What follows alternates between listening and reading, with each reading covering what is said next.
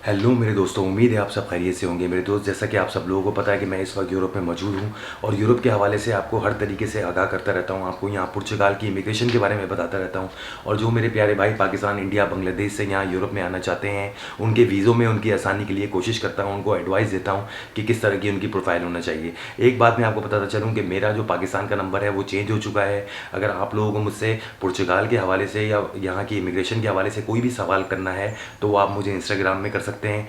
अगर आपको अपने कंट्री से यूरोप आना है तो आपका वीज़ा रिक्वेस्ट लेटर कैसा होना चाहिए, आपका कितना अमाउंट होना चाहिए बैंक में, उस सारी इन्फॉर्मेशन। और मैं, आपको पता है, अपने कंट्री में जब था पाकिस्तान से ही, तो मैं फ्री में लोगों को आइटनरियाँ बना बना के देता था, स्पेशली स्पेन के हवाले से। आप लोगों को किसी किस्म की कोई इन्फॉर्मेशन चाहिए, मुझे इंस्टाग्राम आईडी मेरी स्क्रीन पे आ रही होगी, इस पर मुझे कांटेक्ट करें। मैं आपको वीज़ा रिक्वेस्ट लेटर के साथ साथ आपको आइटनरी भी दूंगा फ्री ऑफ कॉस्ट। जैसे कि आपको पता है मेरी कोई चार्जेस नहीं है, मैं फ़ी सबिलिल्लाह काम करता हूँ। सक्सेसफुल एप्लीकेशंस जो रही हैं उनके वीज़ा रिक्वेस्ट लेटर कैसे होते हैं उसके बारे में बताऊँगा। तो आप सारा कांटेक्ट मेरा जो है वो इंस्टाग्राम पे होगा, क्योंकि मेरा वो जो पाकिस्तान का नंबर है वो बंद हो चुका है। अच्छा मेरे दोस्तों, आज दो टॉपिक पे बात करूँगा। सबसे पहले मैं बताऊँगा स्पेन, जिसने बड़ी तादाद में पाकिस्तानियों को और दुनिया भर से लोगों को वीज़े इशू किए टूरिज़्म के। इसका वीज़ा रेशियो पाकिस्तान से इस वक्त कैसा रहा, किस टाइम पे लोगों के वीज़े आ रहे हैं। दूसरा टॉपिक मेरा पुर्तगाल को लेके है। मेरी बहुत सारी बहनों के मेरे पास मैसेज आ रहे हैं कि मुर्सा भाई, आप हमेशा जेंट्स के बारे में ही बताते हैं कि यहाँ पे कौन कौन से काम अवेलेबल हैं पुर्तगाल में। हम जब लेडीज़ हम आना चाहते हैं तो हमें भी बताएं कि हम क्या काम यहाँ पे क्या काम सीख कर आएँ जो हमें आराम से यहाँ पे जॉब मिल जाए। तो आए वीडियो करते हैं शुरू।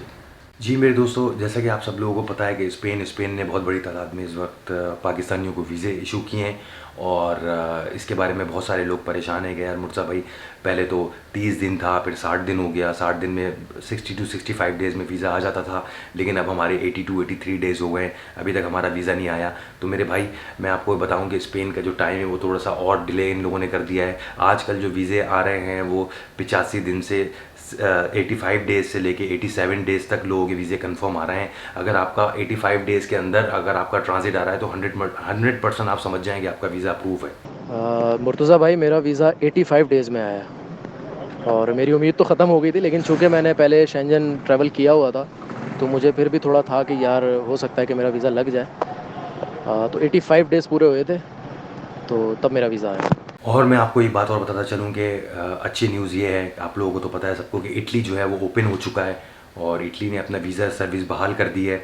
मैं आपको इटली का अभी रिज़ल्ट पूरा खुल के मेरे सामने नहीं आया है, इसलिए मैं अभी आपको ठहरने का बोलूँगा कि ठहर जाएं, क्योंकि इटली एक वो वाहिद कंट्री था पाकिस्तान से टूरिज़म पर्पस में जिसका सबसे ज़्यादा रेशियो चलता था वीज़ा देने पे। अगर आप स्पेन को देखें तो स्पेन ने कभी भी पाकिस्तानियों को इतनी तादाद में वीज़े नहीं दिए जितना हमेशा की तादाद में इटली प्रोवाइड करता है वीज़े। कुछ सर्कमस्टेंसेस की वजह से जो एम्बेसी में वीज़ा चोरी हुए थे, इसकी वजह से इन लोगों ने अपने इन्वेस्टिगेशन चल रही थी, इन्होंने अपने मामला टूरिज़्म के बंद कर दिए थे, क्योंकि वो इन्वेस्टिगेशन का इनका मरहला चल रहा था। अब इटली ओपन हो चुका है, अपॉइंटमेंट भी इनकी मिल रही है, ज़्यादातर लोगों ने उठा भी लिया अपॉइंटमेंट, लेकिन थोड़ा सा डिले हो रही है अपॉइंटमेंट अब।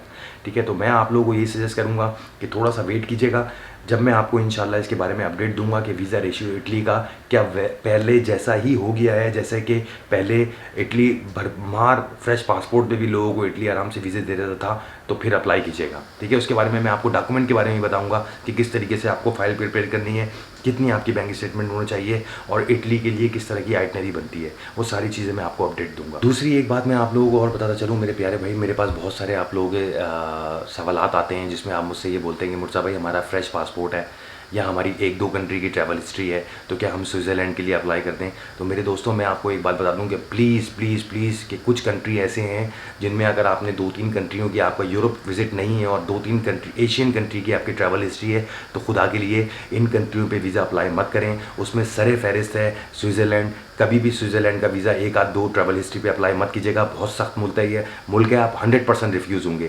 दूसरा, डेनमार्क की तरफ मत जाइएगा, डेनमार्क का वीज़ा मत अप्लाई कीजिएगा, खट 6-7 दिन में आपका रिफ्यूजल आ जाएगा 100%। अगर आपकी बहुत हाई फाई प्रोफाइल है, इवन अगर स्विट्ज़रलैंड के बारे में बात करूँ, अगर आपके अकाउंट में 50 लाख रुपए भी हैं और आपकी ट्रैवल हिस्ट्री नहीं है, या 1-2 शेंजन कंट्री के अलावा आपकी 1-2 कंट्री की एशियन की ट्रैवल हिस्ट्री है, तब भी आप स्विट्ज़रलैंड की तरफ मत जाइएगा, 100% आपको वीज़ा रिफ्यूज़ करेगा। मैं 2 साल से मुसलसल यही चीज़ें देख रहा हूँ कि इतनी 1-2 कंट्री की ट्रैवल हिस्ट्री होने के बावजूद भी कौन से वो ऐसे मुल्क हैं जो वीज़ा रिफ्यूज़ कर देते हैं। उस पर सरे फहरिस्त स्विट्ज़रलैंड है। अगर आपके पास अच्छी ट्रैवल हिस्ट्री नहीं है, स्विट्ज़रलैंड की तरफ मत जाएं, अप्लाई मत करें, कट करके वीज़ा रिफ्यूज़ होगा।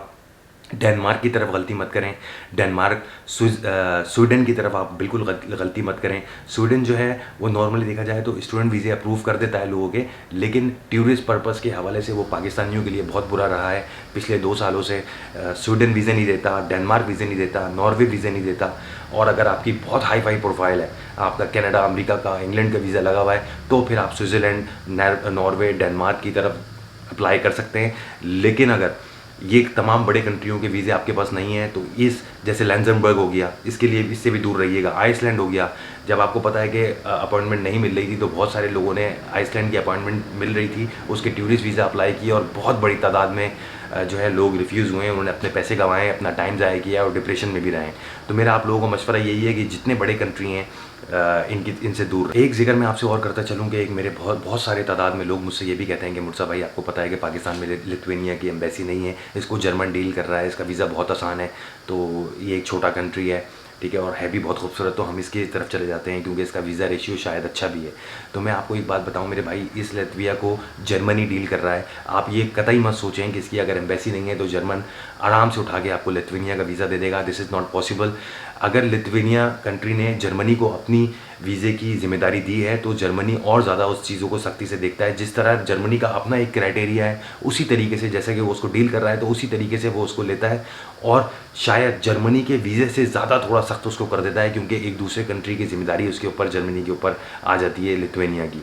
तो अगर आपके डॉक्यूमेंट पूरे होंगे और अगर आप जर्मनी के क्राइटेरिया पे पूरा उतरोगे, ठीक है, तो ही आपको लिथुआनिया का वीज़ा मिल सकता है। ऐसे हाथ मत डालें। अगर प्रोफाइल स्ट्रॉन्ग है, ठीक है, तभी लिथुआनिया का वीज़ा अप्लाई करें, वरना आपका वीज़ा रिफ्यूज़ हो सकता है। स्पेन के वीज़ा रेशियो के हवाले से अगर मैं आपको बताता चलूँ तो मेरे भाई, जिस लेवल पे शुरू में वीज़े लगे, जैसे एम्बेसी खुली थी, उस लेवल पे तो वीज़े नहीं लग रहा है। वीज़े रिफ्यूज़ल बहुत ज़्यादा आ रहे हैं, भले आप फैमिली के साथ भी अप्लाई कर रहे हो। हाँ, जिनका अच्छा प्रोफाइल है, जिन्होंने यूरोप ट्रैवल किया हुआ है, या जिनकी एशियन कंट्री में 6-7 कंट्री की ट्रैवल हिस्ट्री है। हाँ, और तीसरी चीज़ ये कि जिसने 1 साल के अंदर 6-7 मुल्कों का ट्रैवल नहीं किया हुआ, क्योंकि वो समझते हैं कि आप 1 साल के अंदर 3-4-5 कंट्रियों को ट्रैवल कर रहे हो और फिर दोबारा यूरोप की तरफ भी ट्रैवल का सोच रहे हो, तो वो समझ जाते हैं कि कोई भी आदमी जो है वो इतना जल्दी जो है वो टूरिज़्म में कैसे कर सकता है, हालांकि उसके पास भले कितने पैसे हों। थोड़ा सा गैप दीजिए। अगर 2-4 कंट्रियों की इस साल आपने ट्रैवल हिस्ट्री बना ली है तो ये चीज़ें अगले साल पर डालिए यूरोप के वीज़े को, ताकि उनको ये ना लगे कि 1 साल के अंदर ये 5 कंट्री कैसे घूम सकता है। वो समझ जाते हैं कि ये बाहर भागने की तैयारी कर रहा है, 1 साल में ही 3-4 कंट्री की इसने ट्रैवल हिस्ट्री बना ली और अब यूरोप के लिए आ रहा है। मेरे भाइयों, मैं आगे चलता हूँ पुर्तगाल के हवाले से। जैसे कि मेरी बहुत सारी बहनों ने मुझसे रिक्वेस्ट की कि मुर्तज़ा भाई, हम अपने हस्बैंड के साथ या हम अकेले आना चाह रहे हैं पुर्तगाल, तो वो कौन से ऐसे काम है जो पाकिस्तान से हम सीख कर आएँ तो हम यहाँ आके हमें जॉब मिल जाएगी। तो मेरी बहनों, सबसे पहले मैं आपको ये बात बताऊँ कि देखें, हाउस कीपिंग का जॉब आप किसी भी पाकिस्तान में या कहीं भी दुनिया में आप मौजूद हों, आप कोशिश कर लें हाउस कीपिंग का जो है वो ट्रेनिंग कर कर आएँ, उसका सर्टिफिकेट लेकर आएँ। यहाँ हाउस कीपिंग की जॉब बहुत आराम से मिल जाती है लेडीज़ को, जिनको इंग्लिश आती है, कोई दिक्कत नहीं होगी, कोई परेशानी नहीं होगी। दूसरा, कोशिश कर लें इस सिलाई कढ़ाई का काम आपको आना चाहिए। अपनी भी कोई छोटी मोटी 6-7 हज़ार रुपये, 6-7 हज़ार यूरो की कोई दुकान लेके बैठ के उस पर आप अपना बिज़नेस भी कर सकती हैं। यहाँ पे आपको कोई परेशानी नहीं होगी। तीसरा, मैं आपको अगर बताऊँ तो आप ब्यूटिशियन का कोर्स ज़रूर कर लें।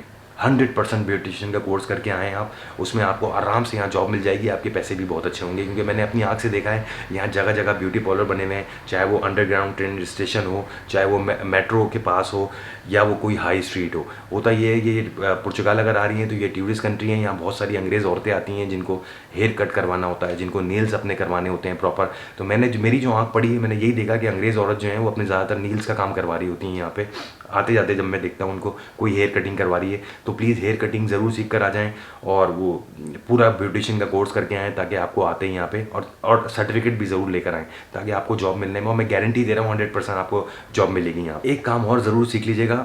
ज़ाहिर है लेडीज़ हैं, आप घर में खाना बनाती होंगी, आपको शेफ़ का काम तो आता होगा, लेकिन मैं ये भी आपको मशवरा दूंगा कि शेफ़ का काम कोशिश करें इस नौयत पे आपको आना चाहिए। घर में तो खाना बना लेती हैं आप, लेकिन इस नौयत पे आना चाहिए कि अगर कम से कम 50 से 60 बंदों का खाना बनाना पड़े आपको एक ही देर में, तो वो उसमें कितने मसाले डलेंगे, किस तरीके से प्रोफेशनली वो काम होता है। इसलिए क्योंकि रेस्टोरेंट में यहाँ पे पुर्तगाल में भी और इंग्लिश रेस्टोरेंट में भी, या इंडियन रेस्टोरेंट में भी, या पाकिस्तानी रेस्टोरेंट में भी इन्हें शेफ़ की ज़रूरत होती रहती है, अच्छे शेफ़ की, और बहुत ज़्यादा ज़रूरत होती है। क्योंकि यहाँ ज़्यादातर मैंने ये देखा है टेस्टलेस खाना है।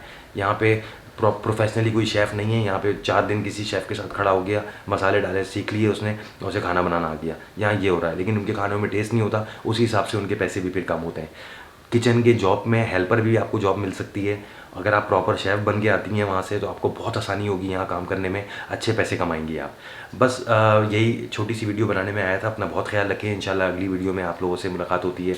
अल्लाह हाफ़िज़। और हाँ, प्लीज़ आपके जो भी सवालात हों, या पुर्तगाल की इमिग्रेशन से लेकर पाकिस्तान में अगर आपको फ्री में, जैसे कि मैं मदद करता रहा लोगों की, फ्री में आइटनरी चाहिए, वीज़ा रिक्वेस्ट लेटर चाहिए, या कोई भी डॉक्यूमेंट के बारे में आपको पूछना है, तो मुझे इंस्टाग्राम पे मैसेज करें। पाकिस्तानी, एक बार फिर बता रहा हूँ, पाकिस्तानी नंबर जो है वो मेरा डिस्कनेक्ट हो चुका है, अब मेरे यूज़ में नहीं है, वो किसी और भाई के इस्तेमाल में है, तो मैं उस पर आपको रिप्लाई नहीं कर सकूँगा। अपना ख्याल रखें। बहुत बहुत इंशाल्लाह अगली वीडियो में मिलेंगे। अल्लाह।